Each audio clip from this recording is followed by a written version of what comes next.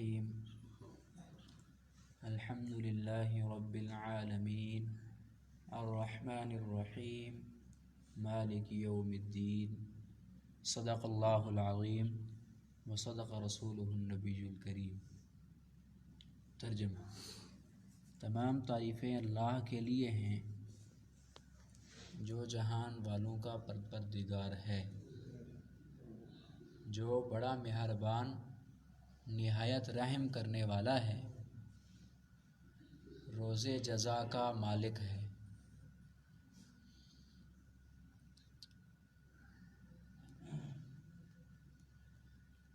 گزشتہ دروس کے اندر سورۃ فاتحہ کے اسماء اور اس کے احکام، تعوذ تسمیہ کے متعلق گفتگو ہوئی۔ اب سورۃ فاتحہ کا آغاز ہو رہا ہے۔ یہ سورۃ فاتحہ مکی سورت ہے اور اس میں 7 آیات ہیں، 25 الفاظ، 223 اس میں حروف ہیں۔ آج ہم الحمدللہ والے جملے پر گفتگو کریں گے۔ تمام تعریفیں اللہ کے لیے ہیں۔ یہ مطلق حمد جنس ہے۔ مطلب اس کا یہ ہے کہ اللہ تبارک و تعالیٰ کی تعریف ازل سے لے کر ابد تک ہے، یعنی ابتدا سے انتہا تک اللہ کی تعریف ہوتی رہے گی۔ بندے مخلوق اللہ کی تعریف کرنے سے عاجز ہیں۔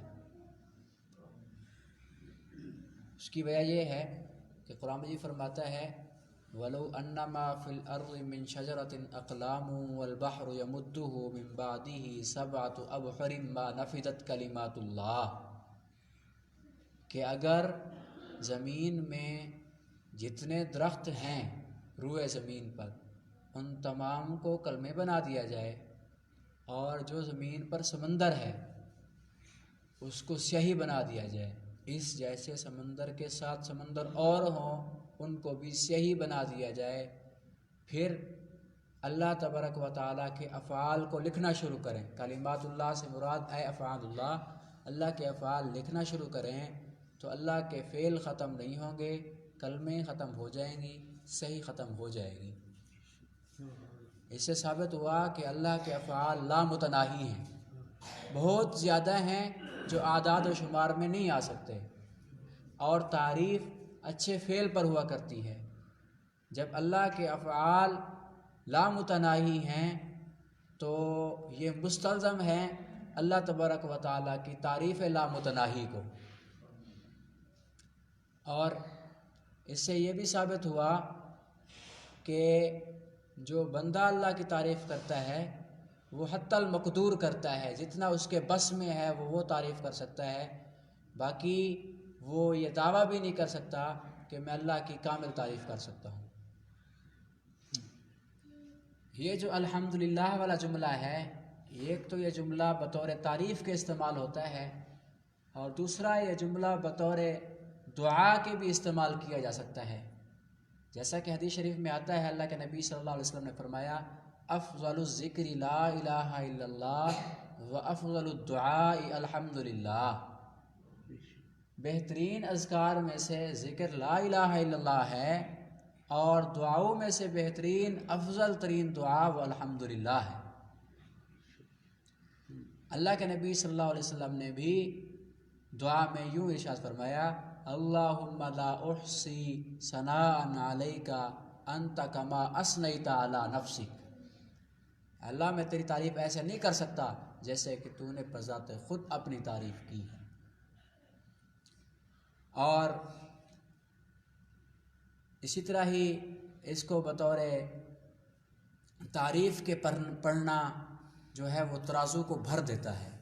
جیسے کہ حدیث شریف میں آتا ہے الحمدللہ تملأ المیزان، کہ الحمدللہ جو ہے یہ ترازو کو بھر دیتا ہے۔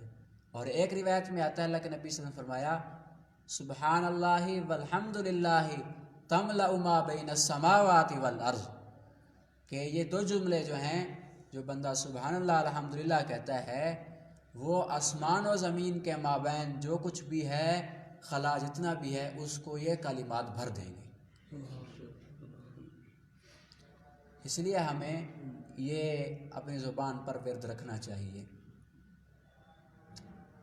اور اسی طرح ہی یہ کلمہ جو ہے یہ کلمہ بطور شکر کے بھی استعمال ہوتا ہے الحمدللہ۔ وہ شکر بئی طور ہے کہ اللہ تبارک و تعالیٰ نے ہم اگر اپنی ظاہری نعمتوں پر غور کریں، اللہ نے ہمیں جسم دیا ہے، وجود بخشا ہے، صحت و تندرستی عطا فرمائی ہے، اور ساتھ ساتھ ہمیں حلال رزق عطا فرمایا ہے، اس کے علاوہ دیگر نعمتیں ہمیں عطا فرمائی ہیں۔ اور باطنی نعمتیں اگر ہم دیکھیں، مثال کے طور پر اللہ نے ہمیں ایمان کی دولت سے نوازا، مسلمانوں کے گھروں میں پیدا کیا، ہمیں اعمال کی توفیق ہو جاتی ہے، تو یہ باطنی نعمتیں ہیں۔ تو انسان بے ساختہ بول پڑتا ہے ان نعمتوں کا اظہار کرتے ہوئے الحمدللہ رب العالمین، تو یہ بطور شکر کے اس کی زبان سے یہ کلمہ جاری ہوتا ہے۔ اور ایک روایت میں آتا ہے اللہ کے نبی صلی اللہ علیہ وسلم نے فرمایا کہ یہ بندہ اللہ تبارک و تعالیٰ کا یہ کلمہ الحمدللہ عقیدت کے ساتھ کہتا رہتا ہے یہاں تک کہ اللہ تبارک و تعالیٰ فرماتے ہیں کہ جنت میں اس کے لیے گھر تعمیر کر دو جس کا نام بیت الحمد رکھ دو۔ اس لیے ہمیں چاہیے کہ ہم اللہ تبارک و تعالیٰ کا یہ ذکر کرتے رہیں۔ تو آج کے درس کا خلاصہ یہ ہے کہ اللہ تبارک و تعالیٰ کی حمد بطور تعریف کے بھی کریں، اور اللہ تبارک و تعالیٰ کی حمد بطور شکر کے بھی کریں، اور اللہ تبارک و تعالیٰ کی حمد بطور دعا کے بھی کریں۔ گویا کہ ہماری زندگی کے اندر یہ حمد رچ بس جائے، جیسا کہ ایک بزرگ کا قول ہے صوفیاء میں سے علامہ قصیری رحمۃ اللہ علیہ فرماتے ہیں، اپنا جملہ نقل کرتے ہوئے، الحمد قولی و فعلی و حالی، جو حمد ہے نا وہ میری گفتگو بن چکی ہے، اور حمد جو ہے وہ میرا فعل بن چکا ہے، اور حمد جو ہے وہ میرا حال بن چکا ہے۔